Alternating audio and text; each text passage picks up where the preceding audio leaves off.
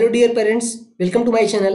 आज के इस वीडियो में हम देखने वाले हैं कि अगर आप अपने बच्चे का एडमिशन बीएचयू से कराना चाहते हैं, बीएचयू में कराना चाहते हैं जो सीएचएस है, ये बताते हैं कि छोटे बच्चों का एडमिशन है जैसे कि एलकेजी में, नर्सरी में, कक्षा 1 में और कक्षा 6 में 2023-24 के लिए प्रवेश प्रक्रिया प्रारंभ हो चुकी है। इसके लिए आपको ऑनलाइन आवेदन करना होगा, आपको एंट्रेंस होगा या फिर मेरिट लिस्ट बनेगी, वो सब कुछ इसमें हम बताने वाले हैं। और कौन कौन एलिजिबल है, आपकी एलिजिबिलिटी भी बताएंगे। तो सबसे पहले कि अगर आप इंटरेस्टेड हैं तो पूरा वीडियो को पहले लास्ट तक देखिएगा और फिर फॉर्म को भरने जाइएगा। फॉर्म को कैसे भरते हैं इसका भी वीडियो मैंने बना दिया है, अलग से उस जाकर के वीडियो देख सकते हैं। इस वीडियो में हम लोग डिटेल में देखेंगे कि क्या क्या जरूरी चीजें हैं। तो सबसे पहले ये फॉर्म भरना स्टार्ट हो गया है। 30 मार्च तक आप फॉर्म भर सकते हैं। फॉर्म भरने के दौरान कोई गलती हो जाती है तो आपको परेशान नहीं होना है। 31 मार्च के बाद आप इसमें संशोधन भी कर सकते हैं। ये जो आपका एडमिशन होगा, ये इसमें कोई एग्जाम्स नहीं होंगे, लॉटरी सिस्टम पे आपको अलॉट किया जाएगा। और जो आपकी सूची प्रकाशित होगी 23 अप्रैल को जो है कि आपका लॉटरी निकाल दिया जाएगा, जिसका भी एडमिशन होना है मेरिट लिस्ट में जो भी रखे जाएंगे लॉटरी सिस्टम के माध्यम से। अगर वहीं बात करें एलकेजी, नर्सरी और कक्षा 1 के लिए, तो इसमें किसका एडमिशन होगा, तो देखिए सबसे पहले जो बीएचयू के कर्मचारी हैं, बीएचयू में काम करते हैं, वहाँ के संविदा कर्मचारी हों, दैनिक वेतन भोगी हों या फिर रेगुलर कर्मचारी हों, इनकी प्रवेश प्रक्रिया जो है कि 1 मई 2023 से स्टार्ट हो जाएगी। इस लिस्ट के बाद, ये लिस्ट जब आ जाएगा आपका, उसके बाद और जो है कि जो अदर लोग हैं जैसे कि जिनका बीएचयू से कोई संबंध नहीं है, वो भी अपने बच्चे को पढ़ाना चाहते हैं, तो उनके लिए भी ये है। तो देखिए सामान्य वर्ग, अनुसूचित जाति और जनजाति, पिछड़ा वर्ग ओबीसी और ईडब्ल्यूएस आर्थिक रूप से कमजोर, इन सभी की जो है कि स्टार्ट होगी वो 2 मई से स्टार्ट होगी। वरीयता सूची इनकी पहली जो आएगी 2 मई को आएगी, दूसरी जो आएगी वो 4 मई को आएगी। इसमें दोस्तों क्या होता है कि जो लोग जो है बीएचयू के कर्मचारी हैं, पहली प्रायोरिटी उनको मिलती है एडमिशन की। उसके बाद जो सीटें बचती हैं उनमें आप लोग के अदर जो है कि लोग हैं, उनके बच्चों का एडमिशन होता है। वही चीज आपको कक्षा 6 में भी है। यहाँ पर भी वरीयता सूची आपको 23 जून को लागू हो जाएगी पहली, दूसरी जो है कि आपकी 30 जून को। और अगर बात करें कि आयु सीमा की, अगर आपके बच्चे की एज क्या होनी चाहिए, तो क्लास वाइज मैं आपको सब कुछ दिखाऊंगा कि अगर आप central Hindu girls school Kamakhya Varanasi यहाँ पे एडमिशन कराना चाहते हैं एलकेजी में, तो आपके बच्चे की उम्र जो है 4 से 5 वर्ष के बीच में होनी चाहिए। और जो है कि ये कैलकुलेट कब किया जाएगा, तो 1 अप्रैल 2023 की डेट पे ये कैलकुलेट किया जाएगा। अगर देखें कि डेट ऑफ बर्थ के हिसाब से क्या होनी चाहिए, तो 1 अप्रैल 2018 से लेकर के 1 अप्रैल 2019 तक के बीच का जन्म होना चाहिए। वहीं अगर देखें कि बरकच्छा मिर्जापुर में नर्सरी में एडमिशन के लिए 5 से 6 वर्ष के बीच एज होनी चाहिए, और आपका डेट ऑफ बर्थ जो है आपके बच्चे का 1 अप्रैल 2017 से 1 अप्रैल 2018 के बीच का होना चाहिए। वहीं इसी तरह से और भी वाराणसी में जैसे देखिए कक्षा 6 के लिए मैं दिखाऊं, तो यहाँ पे कक्षा 5 आप उत्तीर्ण होने चाहिए, तथा 30 सितंबर 2023 को अभ्यर्थी की आयु 10 से 12 वर्ष के बीच होनी चाहिए। अगर डेट ऑफ बर्थ की बात करें तो 30/9/2011 के पहले का नहीं होना चाहिए, तथा 30/9/2013 के बाद का नहीं होना चाहिए, इसके बीच का होना चाहिए। आरक्षण की बात करें कहाँ कितनी सीटें हैं, तो जो है कि कामाख्या में अगर आप देखें, वाराणसी में जो है 120 सीटें हैं टोटल, जो सबसे पहले तो 100% वहाँ के कर्मचारियों के लिए आरक्षित होती हैं। उनके बाद जो सीटें बचती हैं उस पर जो है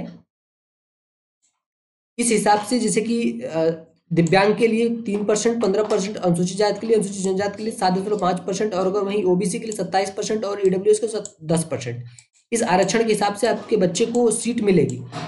और उसके अगर बात करें कि नर्सरी में एडमिशन कराना चाहते हैं, तो उसके लिए 40 सीट है। इस 40 सीट पे 20 सीट जो है कि पहले से आरक्षित होती है उस विश्वविद्यालय के कर्मचारियों के लिए। और अगर उसके बाद जो है कि, और ये वाराणसी इस संस्कृत विश्वविद्यालय में अगर एडमिशन दिलाना चाहते हैं तो यहाँ पर भी सेम चीजें लागू होती हैं। और कक्षा 6 में एडमिशन के लिए 80 सीटें होती हैं। 80 सीटें हैं आपका कामाख्या वाराणसी में गर्ल्स के लिए, और बॉयज के लिए भी आपकी 90 सीटें हैं। इस पर भी यही रूल लागू होंगे जो मैंने पहले से भी बता दिया है। अब अगर इसमें बात करें कि सबसे पहले नोट में कुछ आपको देखना है, काशी हिंदू विश्वविद्यालय के स्थायी कर्मचारियों की जो पुत्र पुत्री हैं को प्रवेश मिलने वाली सुविधा, मतलब कि जो उनको मिलेगी, वहीं वहाँ के जो स्थायी कर्मचारी नहीं है, दैनिक वेतन भोगी है, उनको भी सेम चीजें मिलेगी। न्यूनतम सीट उपलब्धता यही है जो आपकी यहाँ पे देखने को मैंने बता दिया। और चयन प्रक्रिया की बात करें तो प्रक्रिया इसमें देखिए सबसे सर्वप्रथम काशी, जैसा कि मैंने पहले ही बताया कि सबसे पहले उनको जो है कि प्रायोरिटी दी जाएगी जो वहाँ पे काम करते हैं, और द्वितीय प्रायोरिटी उनको दी जाएगी जो दिव्यांग हैं, 3% जिसको आरक्षण मिल रहा है। तत्पश्चात जो सीट बचेगी उस पर लॉटरी सिस्टम द्वारा द्वितीय चरण का जारी किया जाएगा, जिसमें जो सीटें बचेंगी उनमें अनुसूचित जनजाति हो गए, ओबीसी हो गए, एसटी हो गए, जनरल वाले और जो है कि एसटी हो गए, इन सभी का जो है कि किया जाएगा। और इन सभी के बाद जब जो है कि तृतीय चरण होगा, उसके बाद जो सीट बचेंगी उसमें अनारक्षित के बच्चे ही शामिल हो पाएंगे, यानी कि सबसे लास्ट में जो अनरिजर्व कैटेगरी होता है उसको रखा गया है। अगर सीट खाली हो जाती है, एकदम से कोई नहीं एडमिशन लेता है, तब आपको जो है कि अनरिजर्व कैटेगरी के लोगों का एडमिशन यहाँ पे होगा। प्रत्येक चरण अलॉट की प्रतीक्षा सूची अलग अलग जारी होगी, और इसमें देखिए लिखा है कि ई लॉटरी प्रक्रिया पूरी होने के बाद अभ्यर्थी को आवेदन में किसी तरह की त्रुटि पाई जाती है तो उसे निरस्त कर दिया जाएगा। तो आप जो है फॉर्म भरिएगा तो बहुत ही सावधानी से देख करके भरिएगा।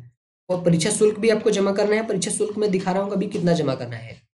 प्रवेश के समय प्रस्तुत किए जाने वाले दस्तावेज, आपको क्या करना है, क्या क्या आपके दस्तावेज लगेंगे ये भी आपको दिखा देता हूँ। कक्षा एलकेजी, नर्सरी और कक्षा 1 में प्रवेश के लिए जन्म तिथि प्रमाण पत्र, मतलब कि बर्थ सर्टिफिकेट आपका लगेगा, जो आपके द्वारा स्व प्रमाणित किया हुआ होना चाहिए, जिसमें आपका अभ्यर्थी का नाम अंकित हो, जो नगर निगम द्वारा जारी किया गया हो, कुटुंब रजिस्टर की सत्यापित छाया प्रति हो। प्रमाण पत्र न होने पर प्रवेश नहीं दिया जाएगा, मतलब बिना डेट ऑफ बर्थ के आपको प्रवेश नहीं मिल सकता। अगर कक्षा 6 के लिए बात करें तो 5वीं का आपका स्थानांतरण पत्र होना चाहिए, यानी कि टीसी होनी चाहिए, और अंक पत्र यानी कि मार्कशीट होना चाहिए। और इन दोनों में जो है आपका डेट ऑफ बर्थ सर्टिफिकेट का उल्लेख होना चाहिए, डेट ऑफ बर्थ का उल्लेख होना चाहिए। और ये सब नॉर्मल चीज़ें हैं। और अगर आपको मैं दिखाऊं कि इसमें क्या इंपॉर्टेंट चीज़ है, तो आवेदन जो है कि आपको ऑनलाइन करना पड़ेगा बीएचयू ऑनलाइन के माध्यम से।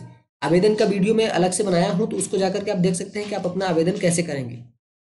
और उसके बाद देखें कि आवेदन करने के लिए जो फीस लग रही है वो 500 रुपये लग रही है, वहीं 750 रुपये लग जाती है अगर आप इस कैटेगरी से आते हैं तो। और जो है कि आपको सारी चीज़ें ऑनलाइन भरना है, आपको रिजल्ट ऑनलाइन आएगा। कोई भी चीज़ें दिक्कत की जाती हैं तो आपको हेल्पलाइन नंबर यहाँ पे होगा, यहाँ से आप जाकर के संपर्क कर सकते हैं, सहायता केंद्र का नंबर दिया हुआ है। आज के लिए फिलहाल हमने यही देखा कि अगर आप अपने बच्चे का एडमिशन नर्सरी में, एलकेजी में या कक्षा 1 में कराना चाहते हैं तो आप किस तरह से, क्या एलिजिबिलिटी है बीएचयू से बच्चों को पढ़ाने के लिए। अगर बीएचयू में एडमिशन मिल जाता है तो बच्चे का भविष्य जो है पूरी तरह से उज्जवल हो जाता है। आज के लिए हम इतना ही रखते हैं। आपका कोई भी डाउट्स रह गया है तो कमेंट कीजिएगा, हम जरूर जरूर उसको क्लियर करने की कोशिश करेंगे। हाउ टू अप्लाई का वीडियो जरूर देखिएगा, आपको मदद मिलेगी। धन्यवाद।